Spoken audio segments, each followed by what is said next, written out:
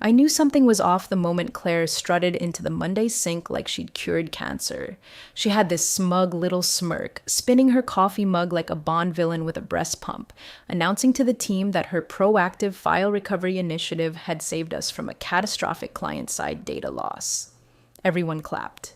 Even Connor from Analytics gave her a thumbs up, the same guy who once said YAML files made his brain itch. I kept my mic muted, just like I'd kept my mouth shut for the last 5 years, because I'd written that script. Me. I wrote it in my basement office at 2 a.m. on a Sunday after her sloppy vendor migration nearly bricked our entire automation tree.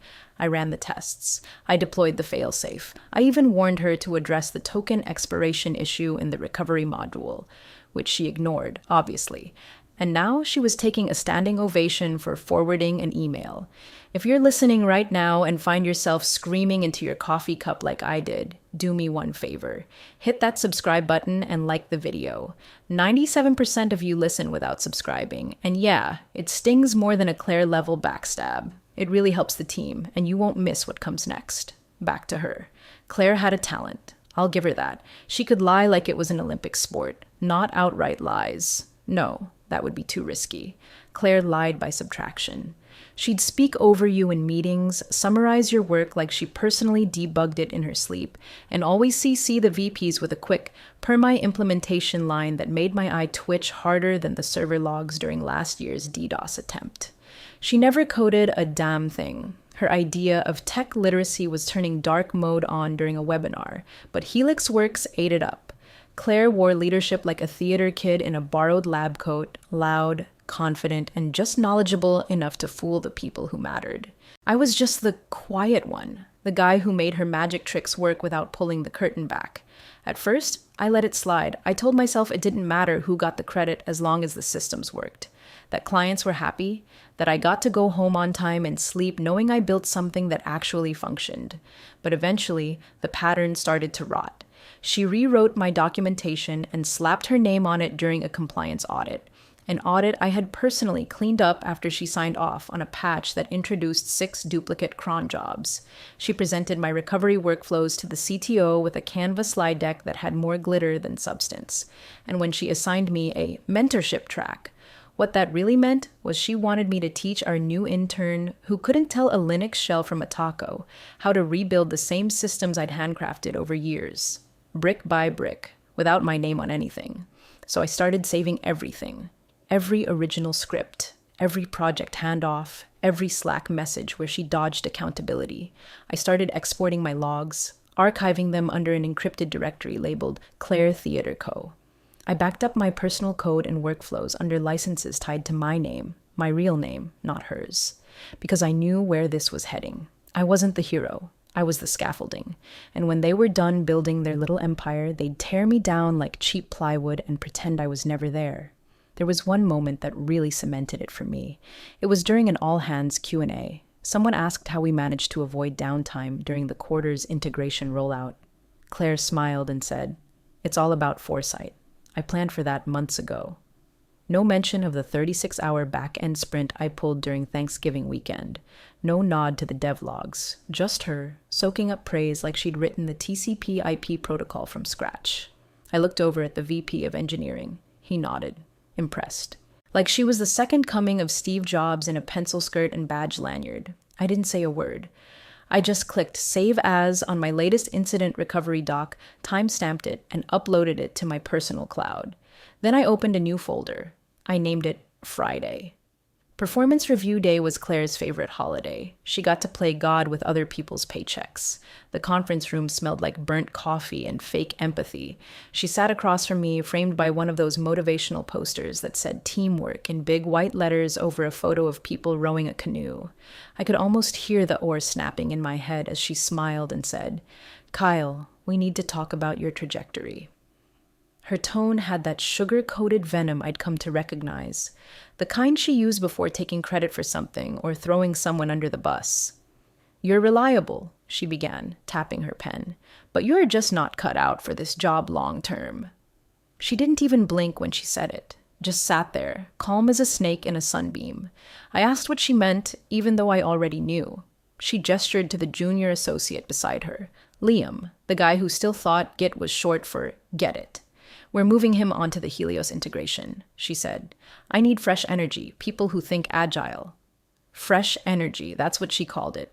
The kid who once deleted half a test environment because he thought RM, RF, TMP was a reset button. My project, my framework, my client. Reassigned because Claire wanted someone she could puppet in front of management without the risk of being outshined. I kept my face still, my voice even. Got it, I said, if that's what you need. The humiliation didn't hit right away. It came later, like a second-degree burn you don't feel until the blister forms. Watching her hand my work to someone who couldn't spell dependency was one thing. Doing it in front of him while praising his potential was another.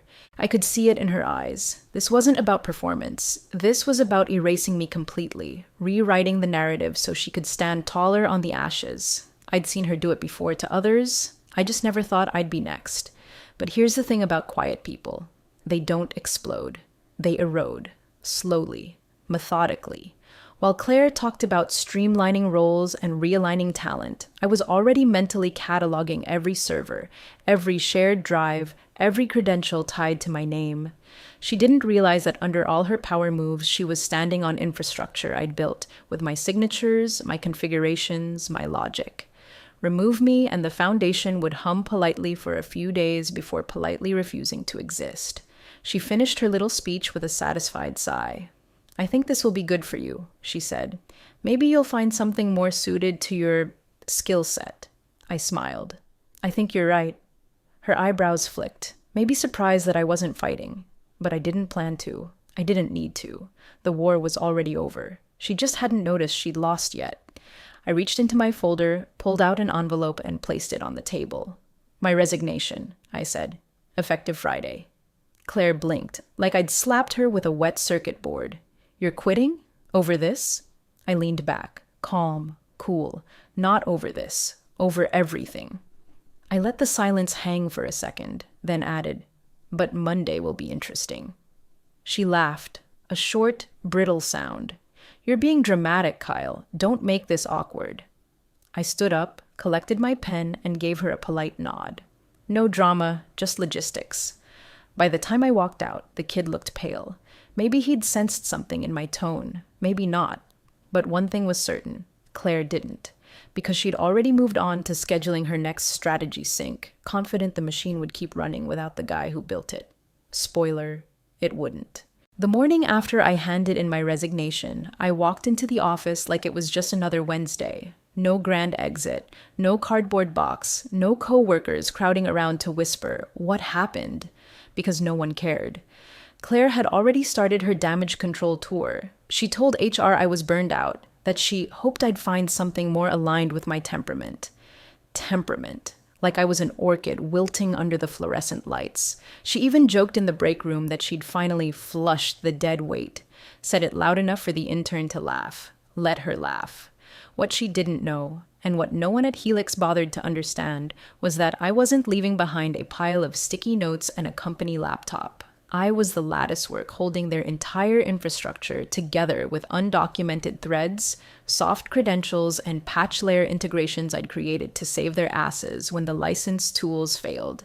I had built emergency fallback paths, internal monitoring bots, token refreshers, even the Slack alert system Claire loved to parade around like she coded it between Pilates classes.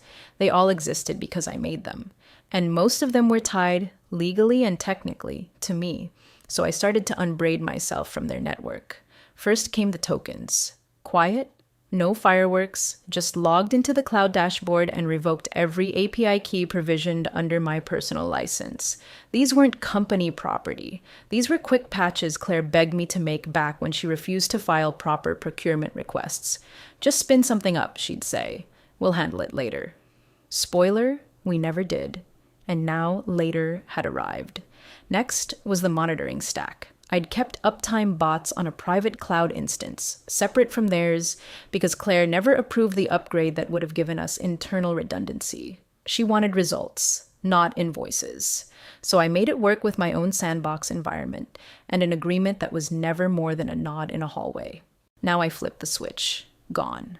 No more alerts, no more heartbeat checks, no more real-time outage data fed to her precious dashboards. The lights still looked on, but no one was home.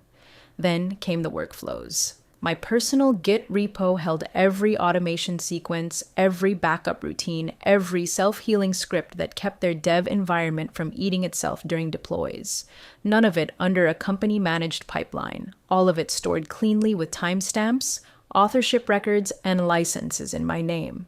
I archived the whole thing, pulled the integration links, and stripped out the auto-run jobs with surgical precision. I didn't delete, I didn't damage. I simply removed me from their system. And when I was done, it looked the same on the surface, like nothing had changed, like I'd never even been there.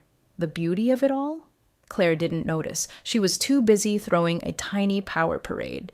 She'd scheduled a farewell sync for me on Thursday, then canceled it because he already checked out. She told the team she was proud to be stepping into more hands-on technical ownership, as if copy-pasting from Stack Overflow counted as engineering.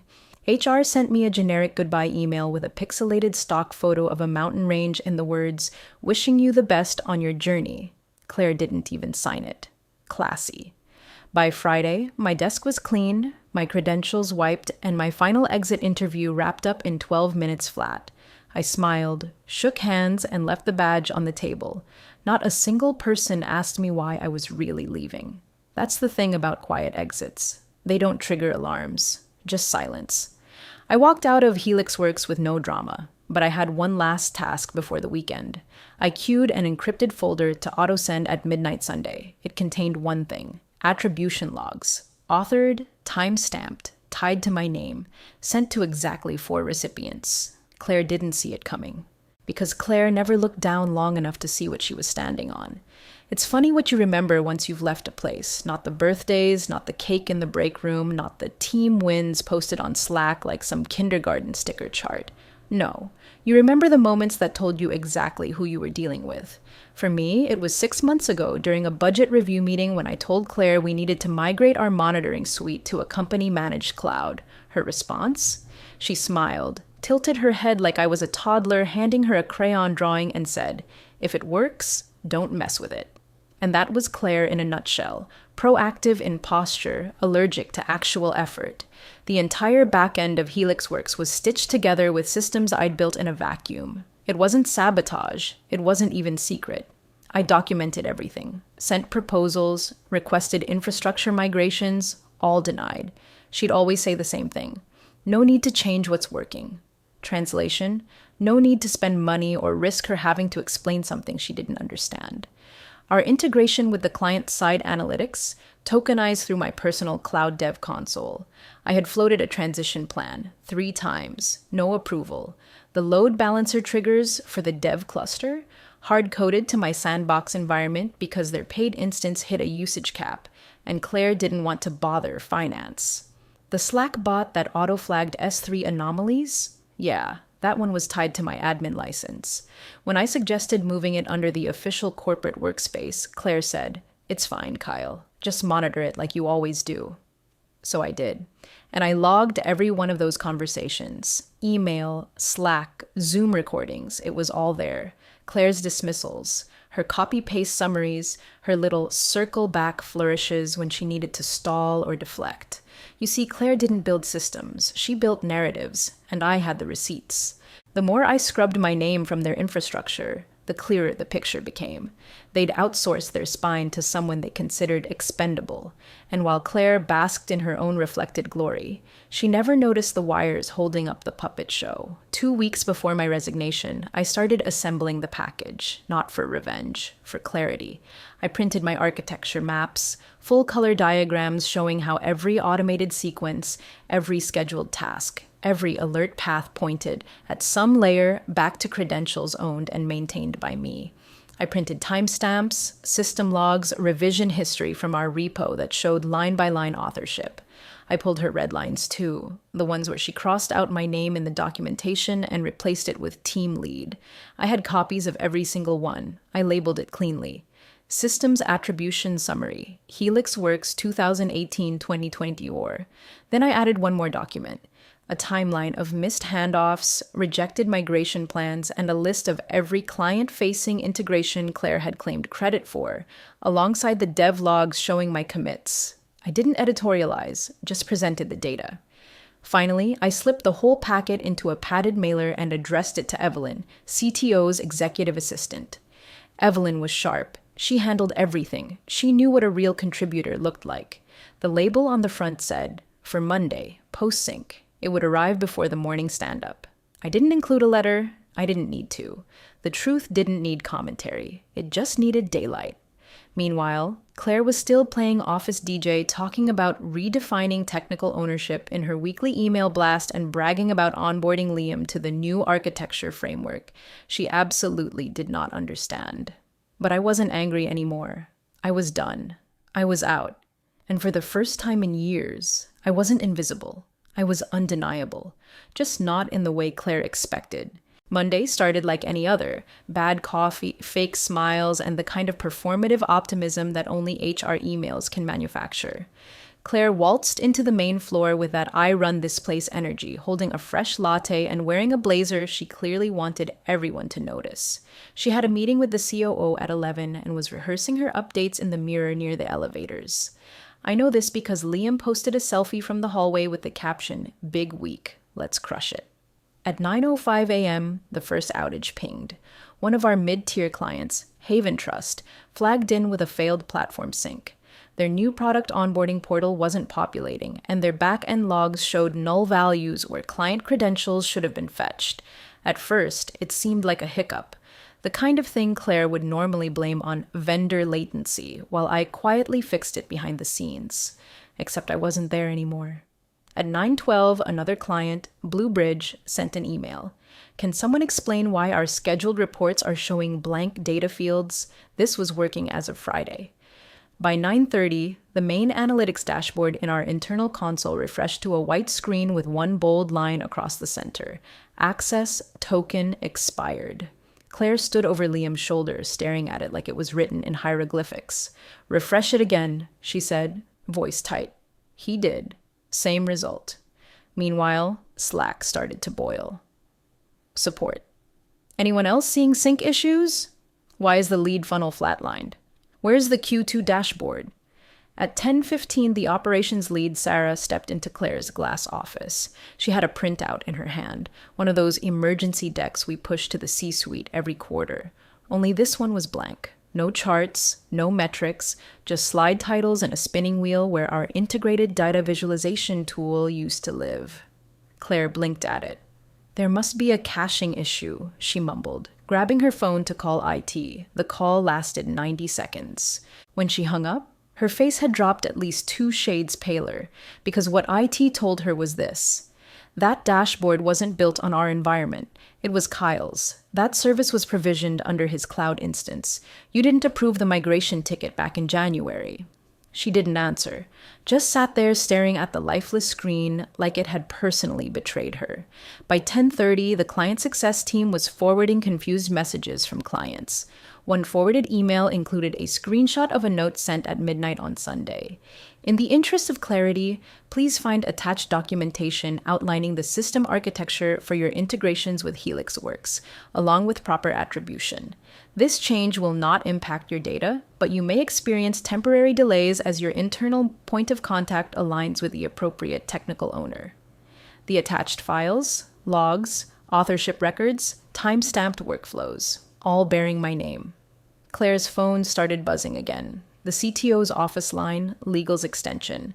Her calendar pinged with a 10:45 sync she hadn't scheduled.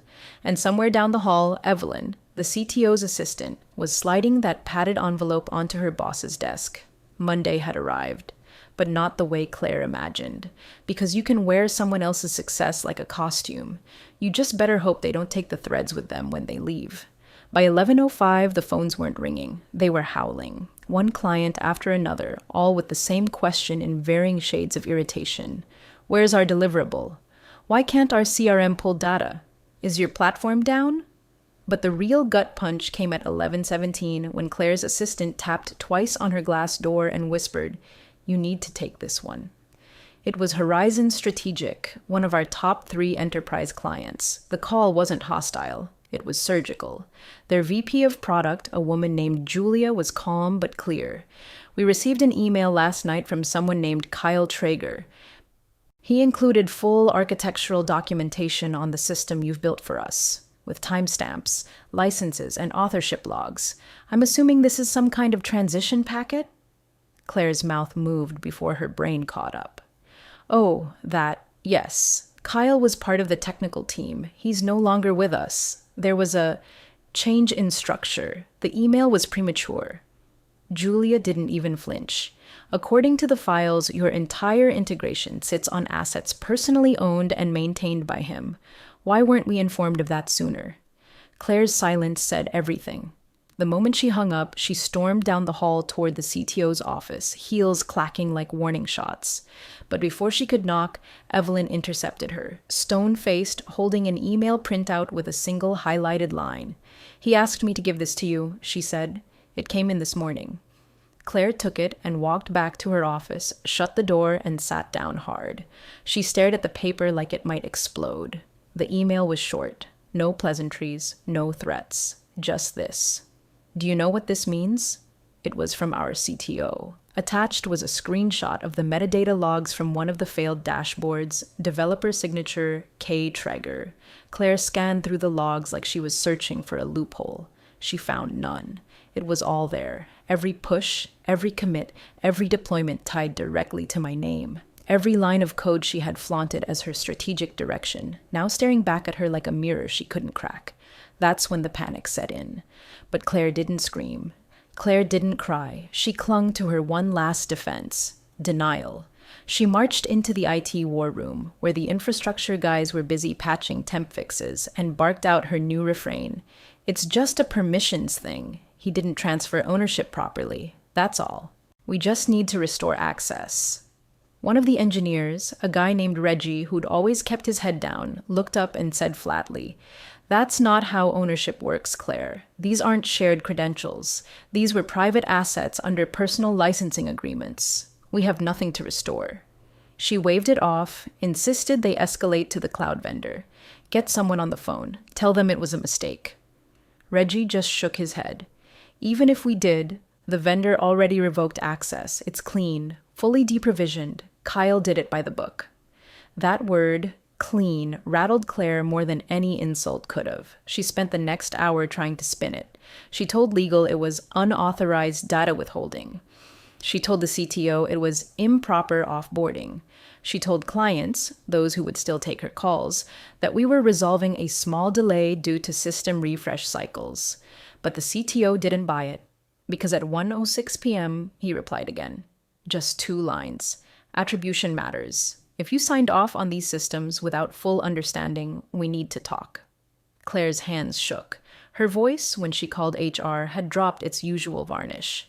Now she just sounded tired. But still, she wouldn't admit it. She kept saying it was a glitch, a delay, a miscommunication, anything but what it really was. A reckoning, one she signed for with her own initials, and one that had only just begun. The leadership sync was supposed to be routine, a Monday morning alignment check that Claire usually dominated with buzzwords and inflated progress charts. But not this time. Not after the silence from 3 enterprise clients, 2 failed dashboards, and the mysterious appearance of my name in every systems audit. Claire burst in 10 minutes early, jittery and wired like she'd downed a triple espresso with a Red Bull chaser. She bypassed the usual small talk, planted herself at the head of the table, and started rambling about a glitch in attribution logging and legacy system drift. Her voice was fast, too fast, like she was trying to outrun the truth. "No one's blaming anyone," she insisted, eyes darting around the room like a cornered animal. "There was clearly a breakdown in the offboarding process. We're bringing systems back under internal control, just a temporary hiccup. Everything is stable now." The CTO didn't even look up from his tablet. "We're reviewing your sign-offs," he said quietly. "Legal is joining the call in 10 minutes. Claire paused. Just a blink, but it was the first visible crack. The kind of pause that says, "I thought I still had time." From the far end of the table, Marcus, the team lead on integration, flipped open his laptop. He had that slow, deliberate energy people get when they know they're holding a loaded deck. He didn't say anything at first, just turned his screen toward the group and read aloud. All contributions properly logged. Attribution available upon request. The room went still. That's from Kyle's resignation email, Marcus added, eyes locked on Claire. It was flagged in the system, but never surfaced during his exit interview. HR confirmed it wasn't reviewed. Claire opened her mouth, but no words came out. She looked at the CTO, then legal, who had just joined the Zoom window with a flat, unreadable expression. Can someone explain, the CTO said, now fully engaged, how multiple client-facing systems were signed off under your name, Claire, when the underlying architecture wasn't authored or even understood by you? Claire flinched like she'd been slapped. It was a team effort, she said. Kyle and I collaborated on most of it. He just happened to... The legal counsel cut in. Claire, we've reviewed the logs. There's no record of your access to the repositories in question. Your name doesn't appear on the commit history. In fact, the only digital fingerprint we found was where you removed his attribution from final documentation PDFs. Claire's lips parted, but no sound followed. Her usual weapons, charm, deflection, blame, just sat there in her throat, hollow. And then Evelyn, the CTO's assistant, quietly slid a printed document onto the table. It was the attribution packet I'd mailed, highlighted, annotated, stapled in triplicate. She placed it in front of the CTO, who didn't even need to open it. He just looked at Claire. I've been in tech long enough to know what happens when you forget who actually writes the code. No one nodded. No one had to. Claire sat back slowly, like the chair was turning to ice beneath her. Her voice was small now, unsteady. It wasn't malicious. I didn't know he never said, but she didn't finish. Because at that moment, the room didn't care what she didn't know. It only cared about what she claimed to know. Outside the glass wall, the office buzzed on, unaware. But inside, everything had shifted. Claire didn't look like a leader anymore. She looked like a substitute teacher caught faking a lesson plan in front of a board of deans. And even though I wasn't there, I was. In the logs, in the email trail, in the silence that followed her every excuse. It started with a whisper from the back of the room. Dean, one of the junior engineers who rarely spoke unless directly addressed, cleared his throat and said, "Sorry, but I think there's something you should see." Everyone turned. He projected his screen onto the conference display. Code lines, dependency trees, a clean stack architecture that made a few eyebrows rise. This is the API environment Kyle maintained. I've been looking at the failovers, trying to figure out why we can't reinitialize the sandbox servers, he said, voice steady but quiet. The triggers are linked to a failsafe script Kyle embedded back in 2021. The script routes through a proxy key and requires dual handshake clearance. Meaning? The CTO asked. Meaning no one can reset the API stack without Kyle's credentials, Dean said. There's no override, and the documentation on it doesn't exist in our internal Confluence, not under Claire's name, not under anyone's. Claire snapped forward in her chair. That's ridiculous. I specifically asked him to upload all his documentation last fall. HR cut in. Actually, we found email threads from October where you denied 2 knowledge transfer meetings. You said, and I quote, "Let's not overcomplicate things with admin calls. He's just spinning up his usual magic." Claire's face drained. That's not what but it's what you wrote, Legal said flatly. The room held its breath as the temperature dropped 10 degrees. The CTO flipped through the printed attribution logs Evelyn had passed him earlier. Pages and pages of structured, time-stamped records, code commits, access logs, message transcripts, every line pointing not to Claire, but to Kyle, not as a co-contributor, as the architect. Claire, the CTO said finally, measured but cold. Can you explain why you were listed as the point of contact for 6 client deliverables that contain 0 trace of your technical involvement?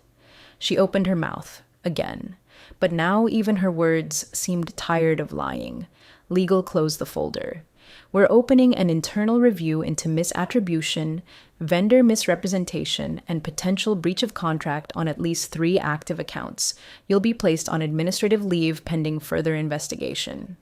Claire didn't argue. She just sat there, shoulders rigid, blinking hard like she'd just stepped out of a dream and couldn't remember how it ended. Evelyn stood and handed her a printed notice, plain envelope, HR's letterhead across the top. Claire took it without looking. She didn't even ask what it was. She knew. The CTO didn't say goodbye. No one did. She walked out of the room like someone who just realized the applause she'd been hearing all along wasn't for her. The glass door closed behind her, and the sound it made was quieter than silence. No one filled her seat. No one dared. The meeting resumed, but the air never quite returned to normal. The engineers didn't speak. Marketing stayed silent. The only sound was the rustle of paper as the CTO began outlining a new transition plan, this time led by actual contributors. The false narrative didn't explode. It collapsed, quietly, logically, line by line, exactly how Kyle built it. The email came in on a rainy Tuesday, subject line, "Just a note of thanks." It was from Marla Jennings, the head of ops at Horizon Strategic, one of Helix's oldest and highest-paying clients. Short, professional, no fluff. Just 3 paragraphs thanking Kyle for the documentation he'd sent after his departure, noting how seamless it made their transition away from Helix. "We've moved our stack in-house," she wrote, "but not without recognizing the clarity and accountability in your systems. You didn't owe us that, but you gave it anyway. That kind of integrity doesn't go unnoticed." Kyle didn't respond right away. He just sat there for a moment, staring at the screen from his new desk, corner office, full autonomy, a CTO who actually knew how to read a dependency map without calling it tech spaghetti. His new badge didn't even have a title printed on it, just his name. That was enough. Back at Helix Works, the fallout came slowly, then all at once. The CTO, now painfully aware of just how much had slipped through the cracks, called for a full departmental audit. Every system, every attribution, every undocumented miracle was flagged for review. Teams were told to submit original source files and access logs for their contributions. The company Slack buzzed with confusion. Whispers about Claire's leave turned into confirmation when legal revoked her admin access and IT quietly reassigned her seat. A memo circulated company-wide, bland and bureaucratic in tone, but laced with unmistakable clarity. Attribution matters. Effective immediately, all technical contributions must be traceable to source authorship. Non-compliance will result in contract review. People started paying attention to commit histories after that. No one spoke Claire's name aloud, but her absence lingered like perfume in an elevator, noticeable, sour, and hard to forget. And then came the final cut. 1 week later, as she returned to the office to retrieve her things, HR escort in tow, Claire passed the main conference room. Inside, a new team was sketching out an updated infrastructure plan. On the wall behind them was the freshly updated org chart. Her name was gone. No sticky note, no placeholder. Just gone. She stopped walking for half a second, eyes scanning the space where her box once sat. 3rd column, center row, bold type under Department Strategy. Now replaced by someone else's name. Someone who hadn't spent 5 years recycling someone else's work. She didn't cry, she didn't speak, she just walked. Because Monday had come and gone, and she was right about one thing. It was just another day, just not for her.